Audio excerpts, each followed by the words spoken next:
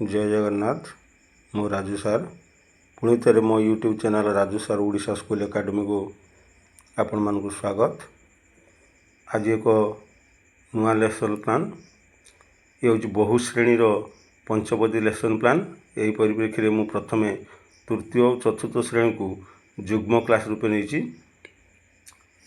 प्रथम पीरियड तृतीय श्रेणी भाषा कहार केते गोड़ प्रसंग ओडी 302 है आमर एलो कोड चित्र पाठ्यपुस्तक टीएलएम भाव नहीं। पूर्व अनुच्छेद संपर्क में सम्यक आलोचना करी। नूतन अनुच्छेदर उच्चपठन और कठिन शब्द व्याख्याकरण करी।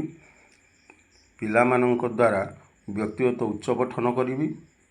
प्रयोग पर्यायर ठेकुआर केतोटी गोड़ अच्छी पक्षीर केतोटी गोड़ अच्छी यही प्रश्न पचारि। प्रसार पर्यायर काउर चित्रटी अंकन कर आने पिलामानंकु कहबी। पुणी से प्रथम पीरियड चतुर्थ श्रेणी विषय है गणित प्रसंग लुच काली खेल। M411 ये एलो कोड पाठ्यपुस्तक चित्रफर्द को टीएलएम भाव व्यवहार कर चित्रफर्द देखाई पिला माने की प्रकार खेलुछंती बोली मु पचारि। बोध पर्यायर घन वस्तु और तार पार्श्व संपर्क में धारणा देवी।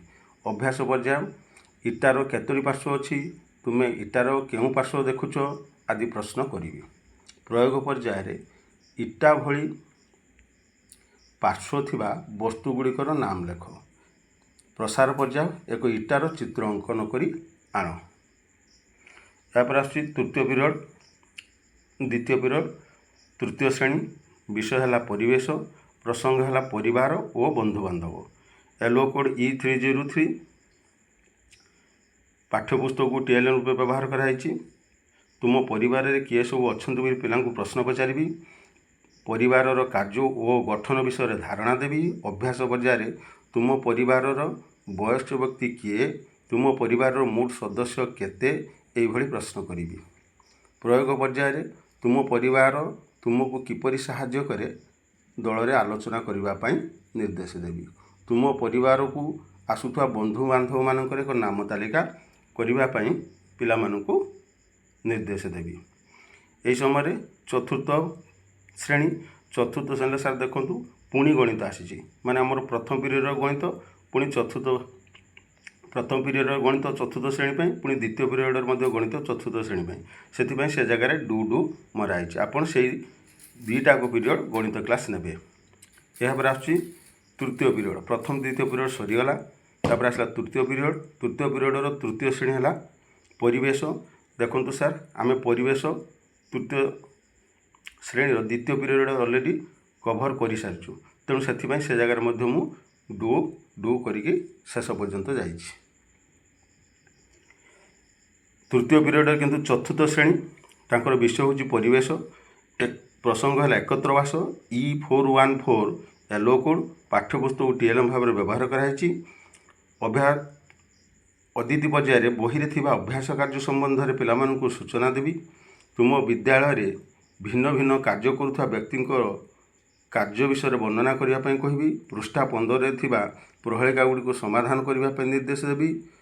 असुस्थता तुम्हें केउठाकू जीव शांति श्रृंखला रक्षा करने कार्य कहार बा किए करे ये सब प्रश्न मु प्रयोग पर्यायर पचारि।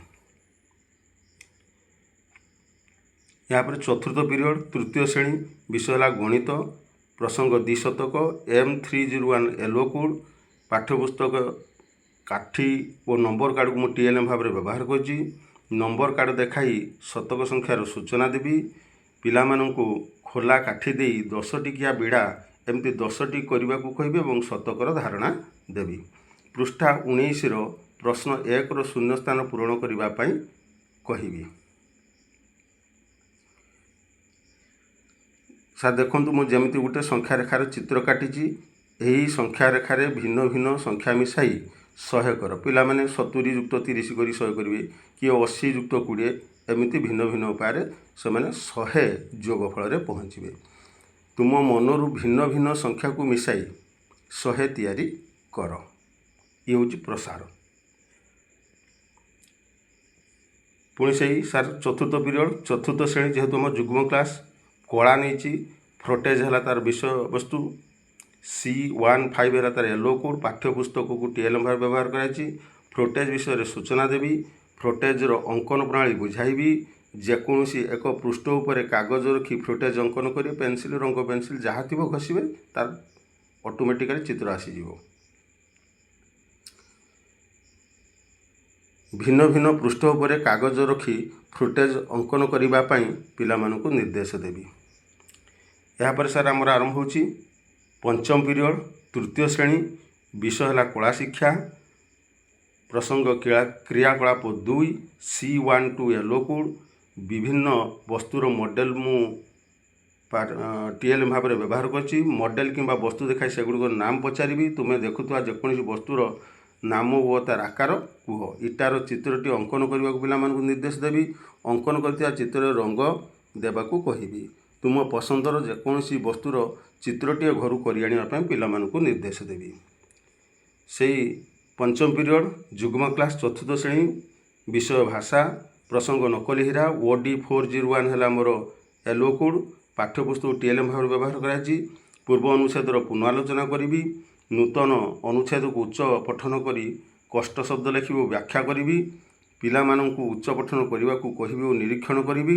ପିଲାମାନଙ୍କୁ ରାଜା ଓ ପାରିଷଦର ଚରିତ୍ରରେ ଅଭିନୟ କରିବାକୁ ନିର୍ଦ୍ଦେଶ ଦେବି। ପାଠାଗାରରୁ ଏଇଭଳି ଗପ ବହି ନେଇ ପଢ଼ିବା ପାଇଁ ପିଲାମାନଙ୍କୁ କହିବି। ଏଇଠି ଶେଷ ହେଉଛି ମୋର ତୃତୀୟ ଓ ଚତୁର୍ଥ ଶ୍ରେଣୀର ଯୁଗ୍ମ କ୍ଲାସ୍ ବା ବହୁ ଶ୍ରେଣୀ ପାଠ ଯୋଜନା। ଏହାପରେ ସାର୍ ମୋର ପଞ୍ଚମ ଶ୍ରେଣୀ, ସେଇ ବୁଧବାର ପାଇଁ ସାର୍ ପଞ୍ଚମ ଶ୍ରେଣୀ 15/7/2026 ପ୍ରଥମ ଓ ଦ୍ୱିତୀୟ ପିରିୟଡ଼ ସାର୍ ଜଏଣ୍ଟ ଅଛି। ଏଠି କାହିଁକିନା ଡବଲ ଆମର ନିଆଯାଇଛି ଭାଷା, ପ୍ରଥମରେ ବି ନିଆଯାଇଛି ପ୍ରଥମ ପିରିୟଡ଼, ଦ୍ୱିତୀୟ ପିରିୟଡ଼ ବି ନିଆଯାଇଛି। ପ୍ରସଙ୍ଗ ଅଛି ଯେଥାଏ ପରୋପକାରେ, ୟେଲୋ କୋଡ୍ OD501। ପାଠ୍ୟପୁସ୍ତକ TLM ଭାବରେ ବ୍ୟବହାର କରାଯାଇଛି। ମୁଁ ଅଦିତି ପର୍ଯ୍ୟାୟରେ ଏହିସବୁ ପ୍ରଶ୍ନ ପଚାରିବି। ଆମ ଜନ୍ମଭୂମିର ନାମ କ'ଣ? ଭାରତରେ କେତୋଟି ରାଜ୍ୟ ଅଛି? ବୋଧ ପର୍ଯ୍ୟାୟରେ ଅନୁଚ୍ଛେଦକୁ ଉଚ୍ଚ ପଠନ କରି ବ୍ୟାଖ୍ୟା କରିବୁ। କଷ୍ଟ ଶବ୍ଦଗୁଡ଼ିକୁ କଳା ପଟାରେ ଲେଖିବି। ଅଭ୍ୟାସ ପର୍ଯ୍ୟାୟରେ ପିଲାମାନଙ୍କୁ ବ୍ୟକ୍ତିଗତ ଭାବେ ଉଚ୍ଚ ପଠନ କରିବାକୁ କହିବି। ପ୍ରୟୋଗ ପର୍ଯ୍ୟାୟ ଏଠି ପ୍ରଶ୍ନ କରିବି ସାର୍, ଗୁରୁଙ୍କ ନାମ କ'ଣ? ସେ କେଉଁ ପର୍ବତରେ ରହୁଥିଲେ? ଇତ୍ୟାଦି। ଏହାପରେ ତୃତୀୟ ଓ ଚତୁର୍ଥ ଇଏ ମଧ୍ୟ ସାର୍ ଜଏଣ୍ଟ। ତୃତୀୟ ବି ପିରିୟଡ଼ ବି ପରିବେଶ ଅଛି, ଚତୁର୍ଥ ପିରିୟଡ଼ ବି ପରିବେଶ ଅଛି। ଏଠି ଏକ ନଦୀର କାହାଣୀ ଇଏ ହେଲା ଆମର ପ୍ରସଙ୍ଗ। E502 yellow code. ପାଠ୍ୟପୁସ୍ତକକୁ TLM ଭାବରେ ବ୍ୟବହାର କରୁଛି। ତୁମେ ଜାଣିଥିବା କେତେକ ନଦୀର ନାମ କୁହ। ନଦୀ ଜୀବମାନଙ୍କୁ କିପରି ସହାୟତା ପ୍ରଦାନ କରିଥାଏ ଆଲୋଚନା କରିବି। ନଦୀ ଜଳକୁ ଆମେ କେଉଁ ସବୁ କାମ ପାଇଁ ବ୍ୟବହାର କରିଥାଉ ପିଲାମାନଙ୍କୁ ଦଳରେ ଆଲୋଚନା କରି ଲେଖିବା ପାଇଁ କହିବି। ନଦୀ ଆମର କିପରି ଉପକାର କରେ ତାହା ମଧ୍ୟ ପିଲାମାନେ ବିଭିନ୍ନ ଦଳରେ ବିଭକ୍ତ ହୋଇ ଆଲୋଚନା କରିବେ। ଏବଂ ପ୍ରସାର ପର୍ଯ୍ୟାୟରେ ଓଡ଼ିଶାରେ ପ୍ରବାହିତ ବିଭିନ୍ନ ନଦୀ ଗୁଡ଼ିକର ନାମ ଲେଖିବେ। ପଞ୍ଚମ ପିରିୟଡ଼ ଗଣିତ, ଘୂର୍ଣ୍ଣନର କୋଣ, M505 ହେଲା ୟେଲୋ କୋଡ୍। ପାଠ୍ୟପୁସ୍ତକ ରାମଦୋଳି ଚିତ୍ରକୁ TLM ଭାବରେ ବ୍ୟବହାର କରିଛି। ଅଦିତି ପର୍ଯ୍ୟାୟରେ ମୁଁ ଏହି ପ୍ରଶ୍ନ ପଚାରିବି ଯେ ରାମଦୋଳି କିପରି ବୁଲୁଥାଏ? ଘଣ୍ଟାର କଣ୍ଟା ଓ ନଟୁ ତୁମେ ଘୋରେଇଥିବ, ସେ ନଟୁ କିପରି ଗତି କରେ? ନିଶ୍ଚିତ ପିଲାମାନେ ଉତ୍ତର ଦେବେ ଯେ ଘୂର୍ଣ୍ଣନ ହୋଇଥାଏ, ଅର୍ଥାତ୍ ଘୁରି ଘୁରିକି। ଏହାପରେ ବୋଧ ପର୍ଯ୍ୟାୟ ଅର୍ଦ୍ଧ ଘୂର୍ଣ୍ଣନ, ପୂର୍ଣ୍ଣ ଘୂର୍ଣ୍ଣନ, ଚୌଠ ଘୂର୍ଣ୍ଣନ ଆଦି ପିଲାମାନଙ୍କୁ ଭଲ ଭାବେ ବୁଝାଇବି। ତାପରେ ଅଭ୍ୟାସ ପର୍ଯ୍ୟାୟରେ ଏହିସବୁ ପ୍ରଶ୍ନ କରିବି। କ'ଣ ନା ଘୂର୍ଣ୍ଣନ ଦ୍ୱାରା କ'ଣ ସୃଷ୍ଟି ହୁଏ? ଅର୍ଦ୍ଧ ଘୂର୍ଣ୍ଣନ ଦ୍ୱାରା କେତେ ପରିମାଣର କୋଣ ମିଳେ? ପୂର୍ଣ୍ଣ ଘୂର୍ଣ୍ଣନ ଦ୍ୱାରା କେତେ ପରିମାଣର କୋଣ ମିଳେ? ଇତ୍ୟାଦି। ତାପରେ ଆସୁଛି ପ୍ରୟୋଗ ପର୍ଯ୍ୟାୟ, ଶୂନ୍ୟସ୍ଥାନ ପୂରଣ କର। 1-2 ଘୂର୍ଣ୍ଣନ -ଡିଗ୍ରୀ, 1-4 ଘୂର୍ଣ୍ଣନ -ଡିଗ୍ରୀ, ପୂର୍ଣ୍ଣ ଘୂର୍ଣ୍ଣନ -ଡିଗ୍ରୀ ଏଗୁଡ଼ିକୁ ପୂରଣ କରିବା ପାଇଁ ପିଲାମାନଙ୍କୁ କହିବି। ତୁମ ଘରର କବାଟ, ଚିମୁଟା, କଇଁଚି ଆଦି କେତେ ଘୂର୍ଣ୍ଣନ କରନ୍ତି ଲେଖ। ଇଏ ହେଉଛି ପ୍ରସାର। ଷଷ୍ଠ ପିରିୟଡ଼ ପାଠାଗାର, ବିଦ୍ୟାଳୟର ପାଠାଗାର ପୁସ୍ତକକୁ ଆଣିକି ଶ୍ରେଣୀରେ ରଖିବି। ପିଲାମାନଙ୍କୁ ପାଠାଗାର ସମ୍ପର୍କରେ ସୂଚନା ଦେବି। ପାଠାଗାରରୁ ଆଣିଥିବା ବହି ଗୁଡ଼ିକୁ ପିଲାମାନଙ୍କୁ ବାଣ୍ଟିବି। ପିଲାମାନେ ନିଜ ପସନ୍ଦର ବହି ନେଇ ପଢ଼ିବେ। ଯାହା ପଢ଼ିଲେ ସେଇ ପିରିୟଡ଼ରେ ତାର ସାରାଂଶକୁ ଲେଖିବେ। ବାକି ଘରେ ନେଇ ବହି ଗୁଡ଼ିକୁ ପଢ଼ିବା ପାଇଁ କହିବି। ଏହାପରେ ଆସୁଛି ଆମର ସାର୍ ସପ୍ତମ ପିରିୟଡ଼ ଶେଷ ପିରିୟଡ଼, ବିଷୟ କଳା ଶିକ୍ଷା, ରଙ୍ଗରେ ମ୍ୟାଜିକ୍ ହେଲା ଆମର ପ୍ରସଙ୍ଗ। C22 ହେଲା ୟେଲୋ କୋଡ୍। ପାଠ୍ୟପୁସ୍ତକ ରଙ୍ଗ ବାକ୍ସକୁ TLM ଭାବରେ ଏଥିପାଇଁ ବ୍ୟବହାର କରିଛି। ଅଦିତି ପର୍ଯ୍ୟାୟରେ ମୁଁ ଏଇ 2ଟି ପ୍ରଶ୍ନ କରିବି। ତୁମ ଘରେ କେଉଁ ସବୁ ପର୍ବ ପାଳନ କରାଯାଏ? ହୋଲି ପର୍ବରେ ତୁମେ କ'ଣ କର? ତାପରେ ଆସୁଛି ବୋଧ ପର୍ଯ୍ୟାୟ, ରଙ୍ଗଚକ୍ର କିପରି ତିଆରି କରାଯାଏ ପିଲାମାନଙ୍କ ସହ ଆଲୋଚନା କରିବି। ଅଭ୍ୟାସ ପର୍ଯ୍ୟାୟରେ ପ୍ରାଥମିକ ରଙ୍ଗ କାହାକୁ କୁହାଯାଏ? ପ୍ରାଥମିକ ରଙ୍ଗ ଗୁଡ଼ିକର ନାମ ଲେଖ। ଏଇ 2ଟି ପ୍ରଶ୍ନ କରିବି। ବିଭିନ୍ନ ରଙ୍ଗକୁ ମିଶାଇ ଡ୍ୟାସ୍ ରଙ୍ଗ ପ୍ରସ୍ତୁତ କରାଯାଏ। କମଳା ରଙ୍ଗ ଡ୍ୟାସ୍ ଜିନିଷକୁ ସୂଚାଇଥାଏ ଇତ୍ୟାଦି ପ୍ରୟୋଗ ପର୍ଯ୍ୟାୟର ପ୍ରଶ୍ନ। ଶେଷରେ ଘରେ ତୁମେ ବିଭିନ୍ନ ରଙ୍ଗକୁ ମିଶାଇକି ଯେଉଁ ଆମର ପ୍ରାଥମିକ ରଙ୍ଗ ରହିଲା ସେ ପ୍ରାଥମିକ ରଙ୍ଗକୁ ମିଶାଇକି ସେମାନେ ଘରେ ବିଭିନ୍ନ ପ୍ରକାର ରଙ୍ଗ ନିଜେ ତିଆରି କରିବେ। କି ରଙ୍ଗ ବାହାରିଲା ତାର ତାଲିକା କରିକି ଆଣିବେ। ଏଇ ଥିଲା ମୋର ସାର୍ 5ମ ଶ୍ରେଣୀ ବୁଧବାର 15/7/2026 ପାଇଁ ପାଠ୍ୟ ଯୋଜନା। ଏଇଠି ଶେଷ ହେଉଛି ମୋର ଆଜିର କାର୍ଯ୍ୟକ୍ରମ। ବହୁ ସଂଖ୍ୟାରେ ସାର୍ ଏ ଭିଡ଼ିଓଟିକୁ ସବସ୍କ୍ରାଇବ୍ କରନ୍ତୁ ଏବଂ ଲାଇକ୍ କରନ୍ତୁ, ସେୟାର କରନ୍ତୁ। ଧନ୍ୟବାଦ। ଜୟ ଜଗନ୍ନାଥ।